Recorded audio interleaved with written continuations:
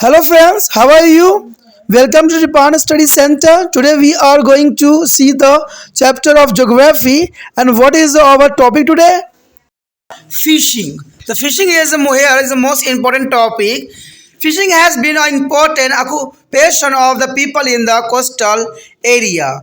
However, in a spite of the having a long coastal line and the board is a continental is a self. India as a fishing industry is still a largely in a developing stage. The modernization on the limited scale has started to the recently.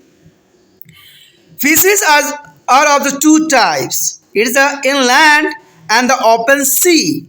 Inland and the open sea, there is a fisheries are two types here. In a land and the open sea. The inland fishing is done in the river, tank, ponds and canals. There is the most important here.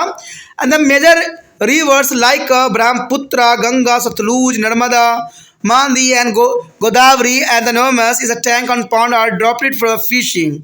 Inland fishing production is accounted for the 2/5 or 40% of total fish production in India during to 1995 to 96. There is important here. Open sea fishing or marine fishing done in a sea water is a kept is a shown water in our country. More than two-thirds of the marine fish is landed on the western coastal of the India. Well, remaining one-third of the eastern coastal here, India is a kept is a 5.6 lakh ton of fish during to the 2000 to 2001. Though that India has a hogs is a potential for fishing, but the actually catch is a very small. The main factor responsible for the poor performance in the fishing are traditional method. There is an important point here. Responsible for the poor farming of fishing are traditional method, wooden logs and made of boat driven by the human energy and poor economic social economical condition of the fisherman. There is an important point here. In order of increasing of fish production of the trade, the government has taken to the number of steps including financial assistance for the fishermen, introduction of large vessels and better harbors as a breeding facility, provision of the refrigerated of wagons and the road transport facility, introduction of the accident and insurance schemes, and the marketing of fish and cooperating basis. They are important here. The rapid increase of the production of fish in the country is called Blue Revolution. The Blue Revolution is the most important according to the fishing, and this is synonymous with the sharper farming and equilibrium. There is an important point here.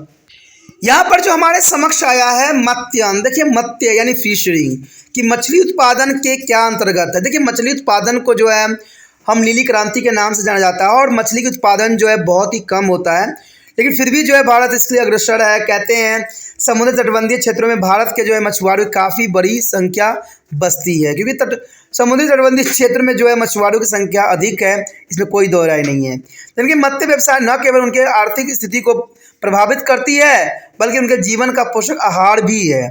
Bharat में बहुत लंबे विस्तार के तटवर्ती क्षेत्र तथा चौड़े महाद्वीपीय मन तट के जो है जलमग्न तात्लिक क्षेत्र होने के बावजूद यहाँ का मत्स्य उद्योग अभी भी विकसित नहीं हो पाया है। आपको पता ही होगा कि भारत जो है नीचे साइड से लेके जो है काफ़ी क्षेत्र में जो है पानी के क्षेत्र से घिरे हुए हैं, लेकिन फिर भी जो है भारत का मत्स्य उद्योग इतना अधिक विकसित नहीं है जितना कि दूसरे देशों में विकसित है। इस उद्योग का आधुनिकीकरण जो है सीमित एवं कुछ चुने हुए क्षेत्रों में ही हो गया है। मत्स्य व्यवसाय के दो भागों में विभाजित किया जा सकता है, एक स्थलीय तथा खुले समुद्र। देखिए एक स्थलीय होता है अंततः स्थलीय और दूसरा जो है खुले समुद्र। अंततः स्थलीय जो है मछुआई नदियों, तालाबों, ताल, तौली और झील, सरोवर में तथा बड़ी बड़ी नहरों में किया जाता है, जो कि महत्वपूर्ण है। भारत में ऐसी बड़ी नदियों में जो है ब्रह्मपुत्र, गंगा, सतलुज, महानदी, गोदावरी इत्यादि आती है। भारत में अंततः स्थायी जो है मछुआई प्रक्रिया द्वारा मत्स्य उत्पादन वर्ष 1995 से 96 के दौरान सकल उत्पादन का सिर्फ 40% ही हुआ था। तो ये कहते हैं बहुत बड़ी विडंबना है कि 40% ही हुआ। खुले समुद्र में मछुआई, जिसे जो है समुद्री मत्स्यिकी भी कहते हैं, हमारे देश में महाद्वीपीय मगन तट के उथले भाग में व्यावसायिक रूप से की जाती है। भारत में जो है पश्चिम समुद्री तटबंधीय क्षेत्र में इस प्रकार की मछुआई बड़े पैमानों पर की जाती है। संपूर्ण समुद्री मत्स्यिकी का 2/3 कार्य पश्चिमी समुद्री तटीय क्षेत्र में संपन्न होती है तथा शेष 1/3 भाग पूर्वी समुद्री तटीय क्षेत्र में होता है। भारत में इस प्रकार के क्रियाकलापों में वर्ष 2000 से 2001 में कुल जो है 5.6 लाख टन मछली जो है पकड़ी गई थी, जो कि काफ़ी महत्वपूर्ण है। यद्यपि भारत में जो है मछुआही की बहुत बड़ी संभावना तथा संसाधन मौजूद है, फिर भी वास्तविक मछली पकड़ बहुत ही कम है और इस मुख्य कारण इसका व्यवसाय में अकुशल संसाधन का उपयोग है। क्योंकि भारत में देखिए अभी भी जो है ये इतनी विकसित नहीं हो पाया है जितना कि दूसरे देशों में है। कहते हैं यहाँ पर जो है अकुशल जो मछुआरे हैं, जिनके वजह से मछली का उत्पादन संभव नहीं हो पाया है।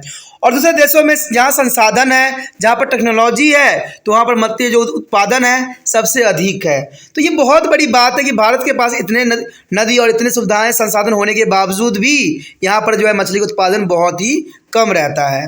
कहते हैं मत्स्य उत्पादन था उसका व्यापारिक विपणन को बढ़ा देने की दिशा में सरकार ने कई अभियान एवं अभिनव प्रयोग किए हैं, जैसे मछुआरों को आर्थिक सहायता प्रदान करना, मछुआरों को उनकी पारंपरिक लकड़ियों की नौकाओं की जगह मशीन संचालित जलयान प्रयोग में सहायक देना, अच्छे जो है पोताशय एवं कुशल श्वासन की सुविधाएं जुटाना, अच्छे जो है प्रतिशत रखने वाले बैगन की व्यवस्था करना, जिसमें मछली सुरक्षित भरकर जो सुवियुक्त परिवहन मार्ग से व्यापार विपणन के लिए स्थानांतरित किया जा सके, दुर्घटना के जो है बीमाकरण योजना का समावेश करना तथा जो है मछली का विपणन सहकारी संस्थाओं द्वारा करना। तो सरकार के द्वारा भी कदम उठाई गई है और इसमें मछुआरों को प्रोत्साहन करना और भी जरूरी है कि आने वाले समय में इसकी और भी जो है व्यवस्था बढ़ाई जा सके।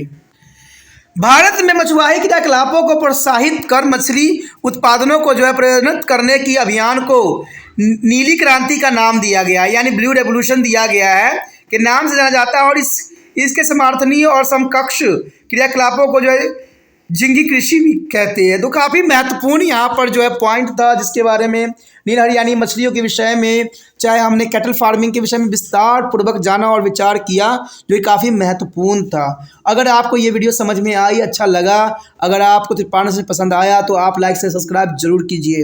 अगर आप त्रिपाण स्टडी सेंटर का हेल्प करना चाहते हो तो जितना हो सके इस वीडियो को जो है दूसरे बच्चे तक पहुँचाने में आपने त्रिपाण स्टडी सेंटर का हेल्प कर सकते हो। और इसके लिए आपको कुछ भी नहीं करना है, जहाँ आप वीडियो देख रहे हो यूट्यूब पे, वहाँ पर जो है शेयर का बटन होगा, उसको दबाइए और इस लिंक को जो है कॉपी करके व्हाट्सएप पे लगा दीजिए। जैसे जो बच्चे आपके कॉन्टैक्ट में होंगे उनको इस वीडियो का नोटिफिकेशन मिल जाएगा, वो देख लेंगे और इसका जो है लाभान्वित भी हो सकेंगे। अगर आप पहली बार वीडियो देख रहे थे चैनल को सब्सक्राइब करके अपने मोबाइल में अवश्य सेव कीजिए, क्योंकि अगर मोबाइल सेव नहीं कीजिएगा, चैनल को सेव नहीं कीजिएगा तो हो सकता है अगर बाद में आप अगर त्रिपाण स्टडी सेंटर को आप देखना चाहें और यूट्यूब पर सर्च करें कोई भी टॉपिक, तो शायद दूर दूर तक त्रिपाण स्टडी सेंटर नज़र ना आए। तो इसलिए अच्छा है कि सब्सक्राइब करके अपने मोबाइल में सेव कर लीजिए, जब चाहिए तब देख सकोगे और इसके जो है होम पेज पर आपको सारी वीडियो सुचारू रूप से मिल जाएगा। साथ में त्रिपाण स्टडी सेंटर आपके लिए बहुत ही महत्वपूर्ण लाया है प्लेलिस्ट की प्रावधान, जिसमें आप सभी वीडियो जो है क्लास के अंतर्गत, टॉपिक के अंतर्गत देख सकते हो।